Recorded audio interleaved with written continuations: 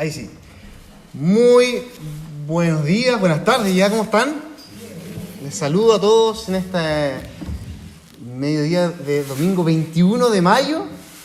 Estamos celebrando acá en Chile, para los que no saben, el día, la conmemoración del combate naval de Iquique, ¿no? Las glorias navales, sí, ese es el nombre oficial. Así que bueno, esa es por la razón por la cual había trabajo, pero mira, gracias al Señor que muchos se levantaron temprano, llegaron temprano y podemos celebrar juntos acá al Señor. Me tocó compartir hoy día este noveno sermón, ya llevamos 9 sermones de esta serie, ¿no? Que lleva por nombre Gran Panorama Bíblico, y me toca hablar de los profetas. Y hablar de los profetas no es tan fácil, ¿no? De hecho, pensé ponerme como algo acá en la cabeza, un turbante, pensé dejarme crecer la barba, no sé, para hacerlo más representativo, más entretenido, porque si uno empieza a estudiar los profetas, a veces es un poco árido, un poco confuso, un poco rudo lo que dicen los profetas. Bueno, pero vamos a ver qué es lo que el Señor nos va a compartir hoy. Hemos visto esta gran historia de Dios, eso es lo que estamos viendo, ¿no? El gran relato bíblico. Y déjame hacerte un resumen de lo que llevamos hasta acá. Así que atención. Comenzamos viendo este reinado de Dios. Dios establece su reino, ¿dónde? En el Edén, ¿no? Al comienzo de Génesis, primeros capítulos, vemos cómo Dios establece el pueblo de Dios, Adán y Eva, en el lugar de Dios, en el jardín del Edén, bajo el gobierno y la bendición de Dios, ¿no? Pero vimos que todo se echa a perder en el capítulo 3 de Génesis. La caída y la rebelión del mundo nos muestra que el ser humano decide rebelarse ante este gobierno de Dios, ¿no? Y es en ese contexto cuando Dios toma a un hombre, llama a un hombre llamado Abraham y lo bendice comprometiéndose a tener una relación personal con él, ¿no? Y que desde esa relación personal con él, todas las familias de la tierra iban a ser bendecidas por medio de su descendencia. Entonces los descendientes de Abraham crecieron, el pueblo de Israel, y terminaron esclavizados, ¿dónde? En Egipto, ¿no? Y de Egipto nuevamente el Señor demuestra su poder y su amor y los libera de la esclavitud para llevarlos a la tierra prometida, los lleva a la tierra de Canaán. En el trayecto a la tierra de Canaán, Dios les da su palabra, la ley, ¿no? La manera en cómo Dios quiere que viva este pueblo especial de Él. Pero, como vimos y sabemos, el pueblo constantemente se rebela de la ley. En algún momento, ya cuando conquista la tierra prometida, dicen, ahora necesitamos un rey, queremos un rey. Y eso es lo que vimos la semana pasada, ¿no? Luis nos estuvo predicando de los reyes en Israel. Pero nuevamente, los reyes se equivocan, cometen errores. Y frente a esto, ¿qué es lo que hace Dios? Por medio de sus profetas, que es lo que vamos a estar viendo hoy día, corrige, confronta y encamina al pueblo a escuchar y a obedecer la palabra de Dios. Entonces los profetas, por lo tanto, escuchen esto, le recordaban a Israel que Dios había hecho una promesa con ellos. Les explicaban al pueblo que por más que Israel trataba mal y olvidaba a su Dios y se rebelaba contra su Dios, Dios no iba a dejar eso como si nada. Iba a tener que aplicar su ira, el juicio sobre el pueblo.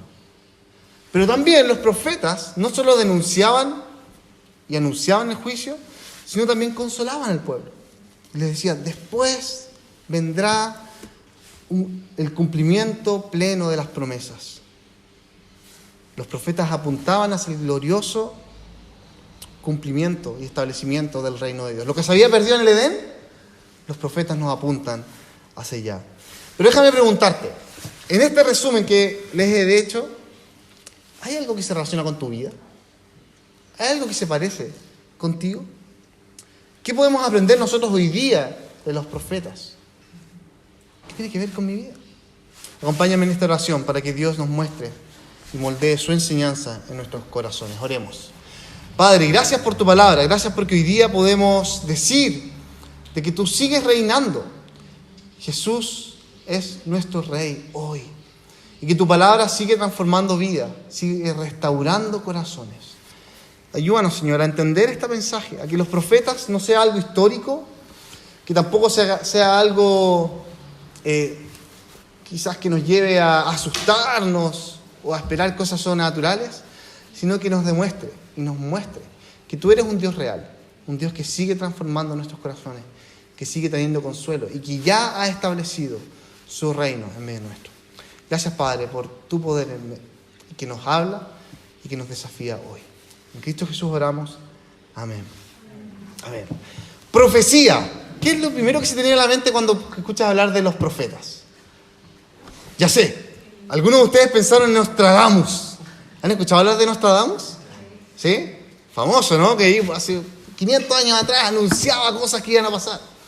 Algunos tal vez, que son más de tradición evangélica, ¿han escuchado algunos profetas? Hay uno ahí que de apellido Irión, ¿han escuchado? Irión. Y hay muchos otros profetas del mundo evangélico que están ahí dando vueltas y uno dice, wow, ¿serán real? ¿De qué hablan, no? Algunos anuncian de que ya estamos llegando a los últimos tiempos y dicen, no, la guerra, Rusia, Ucrania nos habla de que ya Cristo está por volver, ¿no? Prepárense. Yo la verdad que no sé, ¿qué piensas tú de la profecía? No sé si es algo a ti que te da temor o te da paz. Pero la gran pregunta que debemos hacernos, todos estos supuestos profetas, ¿por qué razón anuncian fechas y eventos? ¿Por qué lo hacen? O viéndolo desde otro ángulo, ¿a quién están tratando de representar, anunciar? Déjame decirte esto, todos nosotros, escucha bien, todos nosotros somos de alguna u otra manera un profeta. Todos nosotros. Tenemos cosas de profecía dentro nuestro. Ahora, yo no sé si tú te ves a ti como un profeta, probablemente te cueste verlo, pero algunos, estoy seguro que le han dicho a su hijo, hija, cómete el desayuno si vamos a llegar tarde. ¿Y qué es lo que ocurre? Llegamos tarde. Profecía, ¿no? Otro le dice, hijo, cómete la comida si no te vas a enfermar. ¿Y qué es lo que pasa? Se enferma porque no comió bien, no sé. Y así también anunciamos cosas, no, salgamos temprano, si no, algo va a pasar. Y ocurre. Ley de Murphy le llaman algunos, ¿no? Bueno, como que la profecía gira alrededor nuestro. Y queremos anunciar cosas, predecir, traer juicio. No, lo que va a pasar acá es terrible. Prepárense nomás lo que va a ocurrir en Valparaíso. Oh, miren lo que viene para Chile. No, lo que viene para el mundo. Oh. Y como que nos las damos de profeta. ¿Se han puesto ustedes a pensar así? Como que anticipamos lo que va a ocurrir. El punto es que al final de cuentas, la profecía parece que es algo muy amplio, ¿no? Muy amplio. Por una parte, puede predecir cosas. Por otra parte, puede juzgar a lo que está mal. Los profetas en la Biblia juzgaban, traían juicio, pero también traían esperanza. Pero específicamente, lo que los profetas de la Biblia nos van a mostrar, nos muestran, es que nos ayuda a entender a tener un buen entendimiento de quiénes somos y de quién dependemos. Por eso lo que hoy día vamos a ver, a través de estos relatos de la Biblia que acabamos de leer, vamos a ver 3 cosas de los profetas. 3 puntos tiene este sermón. Primero, todo profeta, escucha esto, todo profeta es de Dios y no de los hombres. Todo profeta es de Dios y no de los hombres. Segundo, toda profecía anuncia un juicio. Trae al interior de ella un juicio. Y en tercer lugar, todo el profeta bíblico nos llena de esperanza. Viene de Dios, anuncia un juicio y llena nuestra vida de esperanza. Vamos a lo primero entonces, todo profeta es de Dios y no de los hombres. Porque al final del día, escucha esto, la gran diferencia entre los profetas del mundo, los paganos, versus los profetas de la Biblia, es que uno sabe de dónde vienen. Hay una causa original en su voz, en lo que anuncian. Para la Biblia, ¿cuál es esa causa? Dios. Dios es quien usa a los profetas como portavoces para mostrar su mensaje, para anunciar su verdad. El profeta surge de Dios. El profeta, para la Biblia, pertenece a Dios. En cambio, otros profetas que uno ve en la tele, que anuncian cosas, terremotos, cataclismo, no sé, como que uno dice, ¿quién le echó ficha? ¿De dónde viene? ¿A quién pertenece, no? ¿Sabes cuál es el primer gran profeta de la Biblia? Pregunta. Bueno, el primer gran profeta descrito en la Biblia justamente es Moisés, ¿no? Moisés intermediaba entre Dios y el pueblo. Y Dios lo usaba como su único canal de información hacia el pueblo. Es decir, Dios escogió a Moisés, Moisés pertenecía a Dios, y lo que él decía era palabra de Dios. Y por eso tenemos el Pentateuco, ¿cierto? Que fue escrito por Moisés. De ahí pasamos a Josué, que en realidad más que ser profeta, en realidad tuvo un rol más bien administrativo, ¿no? Después viene Samuel, Natán, Elías, Eliseo, ¿no? Grandes profetas. Hay una serie más de otros profetas que nos muestra la Biblia. ¿Qué es lo que hacían estos profetas de la antigüedad? Primero, anunciaban la palabra de Dios. Les decía, hey, vuelvan a la palabra, vuelvan a la ley. Confrontaban al pueblo. Pero también mantenían un estilo de vida muy extraño, ¿no? Como que vivían en el desierto. Algunos eran como medio ermitaños, claro, comían cosas extrañas. Pero constantemente anunciaban, mostraban, decían, hey, ustedes, pueblos, se están equivocando. Tú, rey, le dijo uno a David, ¿no? Natán, mira lo que hiciste, arrepiéntete. Sacerdotes, ustedes miren cómo están viviendo, vuélvanse al Señor. Lo que hacían entonces estos profetas era mostrar la sana doctrina de Dios hacia una dependencia pura y genuina del Señor. Entonces, ¿de quién dependían los profetas? ¿De dónde venían? De Dios y no de los hombres, ¿no? Es decir, un profeta no veía, escuchaba algo en la tele y decía, esto va a pasar. No leía el diario y decía, aquí se viene a complicar la cosa. No, ¿de dónde dependía? De Dios. Ahora, pregunta, ¿por qué Dios necesitaba a profetas para confrontar y corregir a su pueblo? ¿Necesitaba a Dios personas? Y la razón es que, por una parte, los seres humanos constantemente necesitamos la dirección de Dios, pero necesitamos entender con nuestras propias palabras. ¿Y no ves ahí un Dios amoroso que de su eternidad y su infinito poder decide revelarse en una sola persona para mostrar su palabra? ¿No es eso tierno para Dios? Dios no se queda en el infinito y que tú tengas que entenderlo por los truenos, por el mar, por la lluvia. No, Dios vierte su palabra en la Biblia. Y aquí nos muestra dónde y cómo es Él, ¿no? Pero lo segundo, ¿por qué razón Dios usa profetas? Es porque si Dios había creado primero un sistema sacerdotal, ¿no? En el trayecto en el desierto les dice, hay un tabernáculo, hay una manera de sacrificar, y habían sacerdotes. Luego Dios había establecido reyes que establecían y gobernaban al pueblo. También en tercer lugar, Dios tenía sus profetas. Había casi una división de poderes, ¿no? ¿Se dieron cuenta? Sacerdotes, reyes y profetas. Entonces el rey no se las podía llevar solo, ¿no? Porque había un profeta y había un sistema sacerdotal que lo contenía. Y los sacerdotes también. Y los profetas anunciaban hacia dónde vivir. ¿Les hace sentido por qué habían profetas? ¿No? Dicho esto, pregunta para nosotros hoy día. ¿Cuál es el valor que los profetas nos demuestran y nos enseñan hoy para nuestra manera de vivir? Lo primero es que nos animan a confiar en Dios, a depender de Él, ¿no? En la ley de Dios podemos realmente conocer cómo es Dios. Porque en definitiva, si los profetas son de Dios, ellos nos hablan de cómo es Dios, ¿no?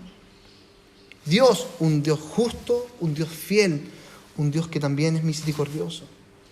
No nos hablan de un Dios déspota, inconsecuente, sino un Dios que está ahí, manteniendo su promesa fiel con su pueblo, contigo. Y es que frente al pecado, mira lo que Jeremías nos dice, ¿no? Frente a la maldad de Israel, frente a lo desobediente del pueblo, Dios dice en boca del profeta Jeremías, vienen días, afirma el Señor, en que haré un nuevo pacto con el pueblo de Israel y con la tribu de Judá. No será un pacto como el que hice con sus antepasados, que lo quebrantaron cuando yo era su esposo. No, este es el pacto que después de aquel tiempo haré con el pueblo de Israel. Dice Dios por medio del profeta Jeremías. Yo seré su Dios, pondré mi ley en su mente y la escribiré en su corazón. Ellos serán mi pueblo. ¡Qué maravilla! ¡Qué maravilla! Un Dios que, conociendo la esclavitud que toda la humanidad vive en el pecado, a raíz de Génesis 3, anuncia que va a existir una nueva manera de vivir. El perdón y la misericordia nos hablan de un Dios que te ama a pesar de tus errores. No es que tengamos que estudiar más para saber cómo es Dios. No es que tengamos que tener vidas irreprochables, que nunca cometen errores para saber cómo es Dios. Simplemente escuchar la voz del profeta y decir: Señor, tú un día me cambiaste, tú un día nos cambiarás, le decía al pueblo de Israel. Él nos permite conocerle, ¿no? Como un padre conoce un hijo, como las ovejas conocen la voz de su pastor. Así que los profetas nos muestran cómo es Dios, un carácter que restaura corazones rotos, mundos, el mundo, ¿no?, quebrantado por el pecado. Y lo hace poniendo su ley, su palabra en medio nuestro. Recuerdo una persona que me preguntaba hace un par de meses atrás: ¿cómo puedo llegar a ser una persona diferente, ¿no? ¿Cómo puedo dejar de vivir y pensar de esta manera tan ajena a Dios? El Señor nos dice hoy día: yo soy quien pongo la ley en tu corazón. Yo te hago a ti una nueva criatura. Simplemente confía en mí. Eso es lo que los profetas hacían. Confíen en Dios. Jesús nos llama a confiar en Él. A no confiar en los supuestos profetas que vemos hoy día, sino a confiar en que Él ya lo hizo todo en la cruz por nosotros y ya nos perdona de toda nuestra maldad. Punto número 2, ¿no? Toda profecía anuncia un juicio. Porque claro, uno de los elementos más ilustrativos de los profetas es que pueden predecir el futuro, ¿no? Anunciar con años, décadas, siglos lo que va a ocurrir. Pero quiero llamarte la atención con esto. Hay algo muy obvio que todos podemos anunciar y predecir con certeza. ¿Qué es eso? Para todos los que creemos en el Evangelio y hemos confiado en Dios, la humanidad merece el juicio y la condenación de Dios. Eso es así, ¿no? Es real. Todos conocemos personas que han cometido atrocidades. Hasta tú mismo has pensado mal, has hecho cosas terribles, ¿no? Todos merecemos la condenación, la muerte, la ira. Entonces, si viene un profeta y dice: va a venir un terremoto, va a destruir tantas cosas, como obvio, ¿no? Si hay maldad en medio nuestro. No, va a venir una guerra, va a morir gente. Bueno, sí, porque hay maldad. No es algo muy extraño en nuestra realidad del pecado. Entonces, en cierta medida, el predecir el futuro, el predecir el juicio futuro de Dios, es como algo obvio. No requiere mayores dones de profecía. Es como decir: yo sé que tú vas a cometer un error esta semana. Es como obvio, ¿no? Quizás alguno de ustedes podría decir: no, pero el que me digas que voy a cometer un error, ya está bien, pero va a ser un error chiquitito, pequeñito, no tan terrible. El tema es que todos nosotros merecemos la condenación y el juicio por lo que pensamos, por lo que hacemos, por lo que deseamos, ¿no? ¿Qué va a hacer Dios frente a esto? ¿Qué hacemos nosotros frente a esta realidad tan oscura? Lo que hicieron los profetas de la Biblia, también conocidos como los profetas mayores y menores, ¿no? Después de esto, de Samuel, Eliseo, Elías, vinieron los profetas mayores y menores. Jeremías, Isaías, Ezequiel, los mayores, Amós, Oseas, Zacarías, Malaquías, los menores. Ellos dijeron: debemos demostrar lo oscuro del corazón humano, lo oscuro del pecado de Israel. Esta necesidad, como decía Jeremías 31, de que sean transformados sus corazones. O como dice el profeta Ezequiel, que cambien ese corazón de piedra por un corazón de carne. Tenemos que anunciarlo. Pero específicamente lo demuestra en la historia de Israel. Cómo el pecado, el orgullo y la idolatría esa creencia de pensar de que hay otras cosas más importantes que el Dios creador de todo, estaba carcomiendo, dañando y afectando al pueblo de Israel. Y todo terminó destruido, ¿cierto? El reino de Israel se dividió en dos. Y como lo vamos a ver la próxima semana, existió exilio, dolor, autodestrucción. Déjame preguntarte, si los profetas hicieron esto, anunciaron el juicio, ¿será acaso malo Dios de querer castigar a quienes se rebelan contra Él? ¿Será acaso Dios un Dios perverso de querer dañar a sus criaturas que cometen errores? Esto dice Amós, capítulo 2. Los delitos de Judá han llegado a su colmo. Por tanto, no revocaré su castigo. Así dice el Señor, porque dejándose descarriar por sus mentiras, tras las cuales anduvieron sus antepasados, rechazaron la ley del Señor y no obedecieron sus preceptos. Por eso dice el Señor, escucha esto, enviaré fuego contra Judá y se consumirán las fortalezas de Jerusalén. ¿Qué está pasando acá?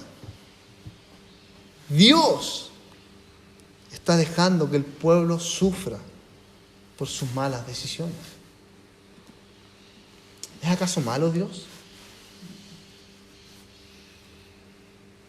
Dios sería quien juzgue a Israel. Y esto, escucha bien, haría que el juicio fuera aún más doloroso para los propios habitantes de Israel, porque implicaba el romper una relación íntima que tenían el Creador con su pueblo, el Padre con sus hijos. Entonces lo que Dios hace es no permanecer en silencio e involucrarse en la vida y decirle, hey, van a sufrir por lo que están haciendo, va a doler sus errores. Dios no permanece en silencio y le da a conocer lo que va a pasar a Israel. Frente al juicio de Dios, el hombre no puede hacer nada, simplemente aceptarlo, agachar el moño. Los profetas querían dejar claro el mensaje. ¿Y cuál es ese mensaje? Que por la injusticia que tenía el pueblo de Israel, la injusticia social que hacían, que por la infidelidad, por la idolatría, por haber transformado las leyes de Dios en reglas vacías, por su sincretismo, ¿cierto? Ese deseo de mezclarse con los otros pueblos, de mezclar la verdadera fe con ideas paganas, Dios les iba a hacer sufrir. Y la verdad que esto que sufría el pueblo de Israel no debería ser muy distinto para nosotros hoy día, ¿no? Los profetas, lo que denunciaron hace 3.000 años atrás, no debería ser muy distinto para nosotros hoy día. Porque claro, sabemos que seguimos cometiendo los mismos errores, ¿no? Algunos sin conocer a Dios viven en idolatría, viven pecando, obvio, pero algunos, conociendo al Señor, seguimos cayendo en este tipo de tonteras. Pero como cristianos, ¿no es cierto? Nosotros sabemos que ya no hay ninguna condenación para los que están en Cristo Jesús. Sin embargo, eso significa ser conscientes del juicio de Dios, que es un justo juicio de Dios, lo que sinceramente merecemos. Pero en segundo lugar, también nos obliga este juicio a ser cuidadosos, a ser cautelosos, a ser humildes y a no creernos los profetas, a andar denunciando los juicios para allá. Mira lo que hace ese desgraciado, mira lo que hizo allá. Porque si Dios primero ha perdonado tu vida, lo que tú haces, ¿cuánto más puede perdonar a los otros? Y digo que tenemos que ser cuidadosos, porque la verdad es que no tenemos ninguna validez, ninguna autoridad moral para andar denunciando el juicio de los demás. ¿Quién es el único que tiene autoridad moral para denunciar los juicios de los demás? Jesús. Entonces, nuestro rol como profetas, ¿cuál es? Anunciar a Jesús. El juicio, no tuyo, no de nosotros como iglesia, no de mi familia por lo que la gente hace, no. El juicio de Jesús. ¿Y sabes lo que Cristo dice en su palabra? Él dice en el Evangelio de Juan, si ustedes se mantienen firmes a mis enseñanzas, serán realmente mis discípulos. Y conocerán la verdad, y la verdad los hará libres. Somos profetas de la verdad de Jesús. Así que no te equivoques. Tú no andas anunciando el juicio que la tele te muestra, que las redes de comunicación te muestran. Tú no andas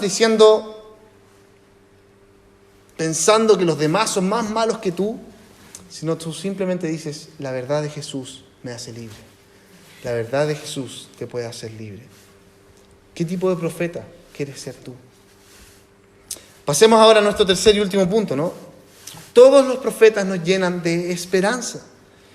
Porque claro, sabemos que hay profetas que sinceramente lo único que hacen es traer oscuridad, penumbras, temor, caos, ¿no? ¿Han escuchado profetas que te dan más susto que alegría?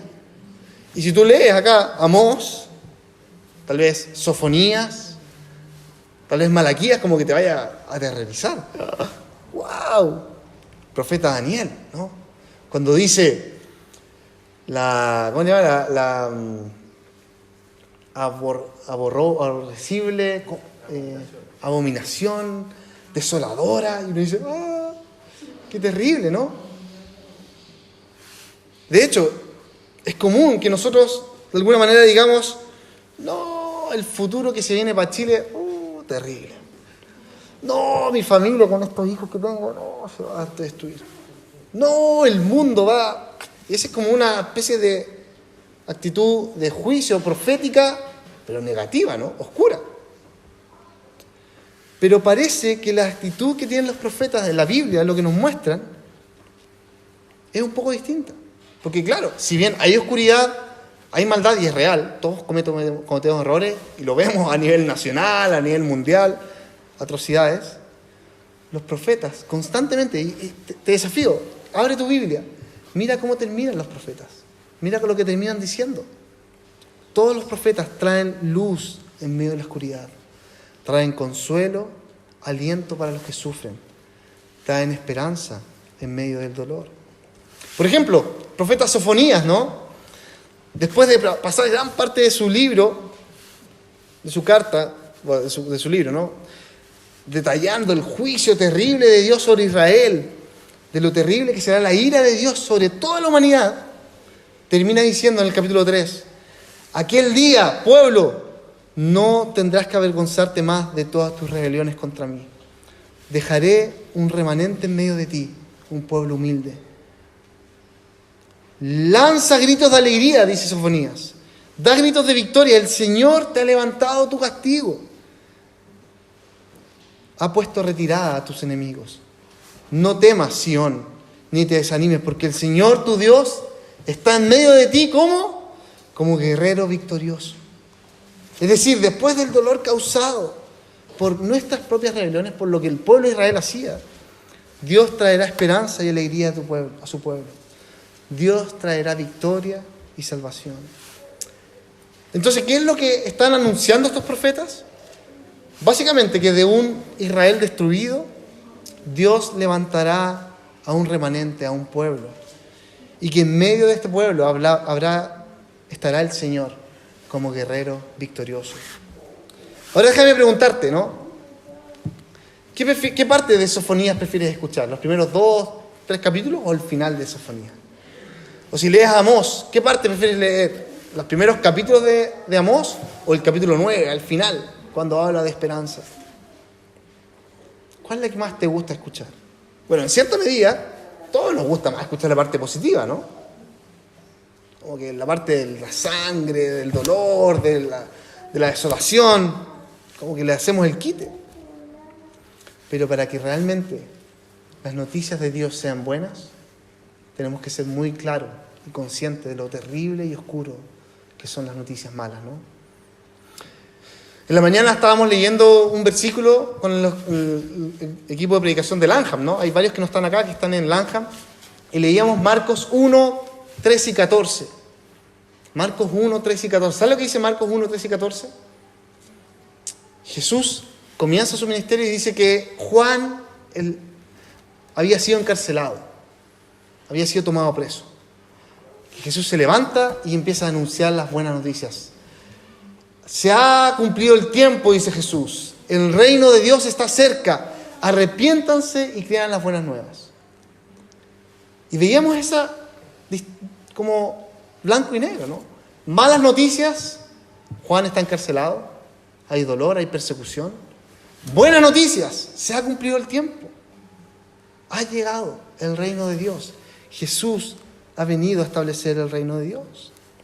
Los profetas hablan de este remanente fiel que volverá a la tierra. Ellos ya no volverán a rebelarse contra la voluntad de Dios, porque su corazón va a ser renovado, va a ser limpiado. Vendrá un descendiente de David, quien reinará sobre el pueblo. Esta vez la salvación no será solo para Israel, sino que alcanzará a todas las naciones. Se reconstruirá una relación íntima con el Padre. El amor del Señor lo vas a sentir siempre. No solo cuando haces las cosas bien, sino especialmente cuando cometes errores.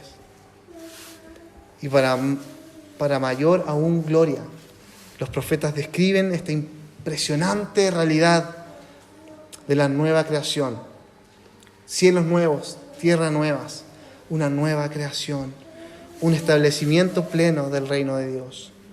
Por eso Hebreos 1, el autor de Hebreos 1 comienza con esta maravillosa realidad, ¿no? Y nos dice, Dios, que muchas veces anteriormente habló a nuestros antepasados por medio de los profetas, en estos días finales nos ha hablado por medio de ¿quién? De su Hijo. A Jesús, dice, lo designó heredero de todo y por medio de Él hizo el universo. El Hijo, escucha bien, es el resplandor de la gloria de Dios, la fiel imagen de lo que Él es, el que sostiene todas las cosas con su poderosa palabra. Y es que nosotros hoy día, como cristianos, en el año 2023, podemos decir de que el triunfo de Cristo en la cruz significa que Dios cumplió todas las promesas que los profetas anunciaron. Todo ha sido establecido y ya no hay que esperar ninguna otra profecía, ninguna otra fecha importante que vendrá a futuro, porque Cristo ya lo cumplió todo en la cruz. Cristo es el resplandor de la gloria de Dios. Y frente a Él no hay nada que se le compare. Claro, te pueden sorprender cosas maravillosas que ocurran, milagros, te pueden sorprender tormentas como la que viene hoy día en la noche, se los anuncio, profeta. Te puede sorprender cosas gloriosas que Dios puede hacer en la vida de personas. Pero lo más maravilloso que puedes entender es que Jesús está ahí, en la Biblia, en los Evangelios, y lo puedes conocer, y lo puedes abrazar, y lo puedes sentir en tu corazón. Hace unos días atrás falleció el pastor Tim Keller, ¿no? Y justamente él dijo acerca de la muerte, de lo que él iba a vivir. Dijo, todo lo que la muerte puede hacer para los cristianos es hacer que sus vidas, que nuestras vidas, sean infinitamente mejor al estar con nuestro Señor Jesucristo por la eternidad. Qué glorioso, ¿no? Es saber eso. Hoy día, tener ese consuelo, tener esa esperanza. Entonces, si hay algunas profecías modernas que te llaman la atención, Nostradamus dijo que en el 2000 tanto iba a pasar algo, si te quitan el sueño, o si también sufres por lo terrible que se ve el mundo, yo te animo a que dejes de centrar tu vida en ti y mires la gloria que hay en Jesús. Él te desafía a que Él sea la plenitud de tu vida. De eso nos hablan los profetas. Oremos. Señor, gracias porque tu palabra es maravillosa. En toda ella, desde el Génesis al Apocalipsis, podemos conocerte, descubrirte, tener consuelo en ti, tener esperanza en ti. Pero también tu palabra es clara en decir de que no debemos acomodarnos a este mundo, que no debemos dar por bueno aquellas cosas que son pecado, que son malas. Ayúdanos a alejarnos de toda esa maldad. Ayúdanos a buscar apoyo. Ayúdanos a ir a ti para que tú nos saques de la oscuridad. Pero también, Señor, hoy día podemos decir que en Jesús hemos conocido la plenitud de gloria. Hemos conocido la verdadera reino de Dios en medio nuestro. Y Jesús nos permite ser parte del pueblo, nos permite ser llamados nuevas criaturas, nuevos hombres, nuevas mujeres que dependen de su Señor y que abrazan a su Señor por la eternidad. Gracias, Padre. Tu palabra oramos. Amén. Que Dios les bendiga.